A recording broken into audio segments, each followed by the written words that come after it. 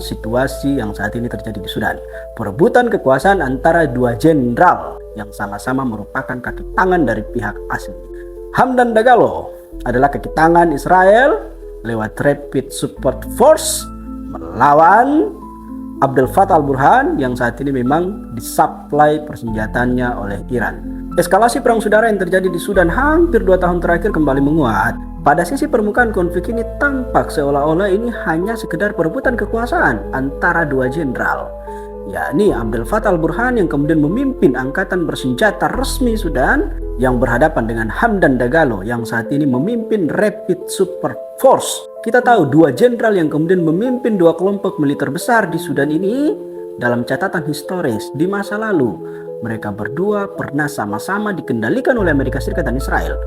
Puncaknya adalah pada tahun 2019 ketika Amerika Serikat dan Israel mengendalikan dua jenderal besar ini untuk menggulingkan atau menumbangkan Omar Bashir dari kekuasaan resmi di Sudan itu. Karena kita tahu saat itu Omar Bashir menolak dengan keras permintaan Amerika Serikat untuk melakukan normalisasi hubungan dengan Israel dalam kerangka perjanjian Abraham Accords. Meskipun Amerika Serikat menjanjikan kepada Omar Bashir untuk mencabut status Sudan sebagai negara warning terorisme itu. Ketika Amerika Serikat dan Israel sukses menumbangkan Omar Bashir, maka dibentuklah Dewan Kedaulatan Transisi yang tujuannya untuk membangun sistem politik, sistem pemerintahan, sistem militer yang sepenuhnya mendukung normalisasi hubungan antara Sudan dan Israel. Tapi kenyataan saat itu berubah. Hamdok Al-Kinani dengan tegas juga menolak permintaan Amerika Serikat untuk menormalisasi hubungan dengan Israel itu. Karena Hamdok Al-Kinani waktu itu masih mendengar permintaan mayoritas masyarakat Sudan yang memang menolak dilakukannya normalisasi hubungan dengan Israel itu. Tidak menyerah, Amerika Serikat dan Israel membalik haluan. Mereka masuk ke tubuh angkatan bersenjata resmi Sudan, bertemu dengan Abdel Fattah al-Burhan. Dan akhirnya pada Februari 2020, Abdel Fattah al-Burhan berhasil dipertemukan dengan Netanyahu di Uganda. Dan saat itu Abdel Fattah al-Burhan menjanjikan akan melakukan normalisasi penuh dengan Israel. Amerika Serikat dan Israel tidak bermain satu kaki. Mereka juga masuk ke Hamdan Dagalo yang saat itu memang masih menjadi wakilnya Abdel Fattah al-Burhan. Dalam sebuah pertemuan rahasia yang dimediasi oleh Uni Emirat Arab, Hamdan Dagalo dipertemukan dengan pimpinan Mossad kala itu Yossi Cohen, dan seperti yang disebutkan oleh Abdel Fattah al-Burhan, Hamdan Dagalo juga menyetujui untuk kemudian diupayakannya normalisasi hubungan antara Sudan dan Israel. Dan akhirnya di bawah kendali Amerika Serikat dan Israel, Abdel Fattah al-Burhan dan juga Hamdan Dagalo pada Agustus 2021 mereka merekayasa penggulingan Hamdok Al-Kinani. Dan akhirnya pada Februari 2023 cita-cita Amerika Serikat dan Israel sukses terwujud. Mereka berhasil mengendalikan Fattah al-Burhan sebagai pimpinan resmi Angkatan Bersenjata Sudan saat itu untuk memfinalisasi penandatanganan normalisasi hubungan antara Israel dan Sudan. Dengan kompensasi yang diberikan oleh Amerika Serikat, Sudan dicabut sebagai negara yang dicap sebagai negara terorisme. Namun suksesnya Amerika Serikat mendorong Sudan melakukan normalisasi hubungan dengan Israel, itu jugalah yang kemudian menjadi momen awal munculnya keretakan dan perang saudara yang terjadi antara Abdel Fattah al-Burhan dan Hamdan Dagalo itu. Hamdan Dagalo mulai memainkan strategi politik pecah kongsi.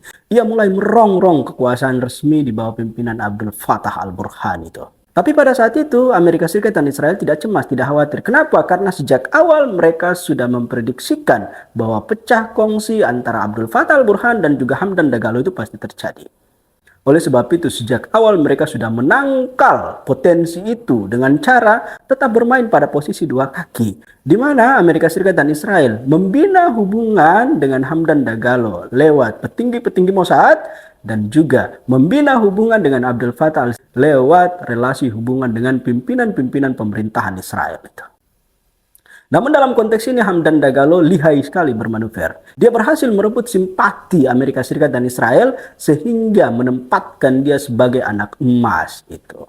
Dalam konteks perang saudara itu terjadi, Israel dan Amerika Serikat lewat tangan Inggris mensuplai terus-terusan itu persenjataan kepada Hamdan Dagalo untuk digunakan oleh Rapid Support Force, dan hal ini juga dibongkar dalam dokumen PBB bahwa Amerika Serikat dan Israel menyaplai senjata kepada Rapid Support Force di bawah pimpinan Hamdan Dagalo lewat tangan Inggris yang mengekspor senjata itu terlebih dahulu ke Uni Emirat Arab, dan kemudian Uni Emirat Arab menyelundupkan senjata itu masuk ke Sudan dan akhirnya diberikan kepada Rapid Support Force dalam rangka untuk kemudian melawan merongrong kekuasaannya Abdel Fattah al-Burhan.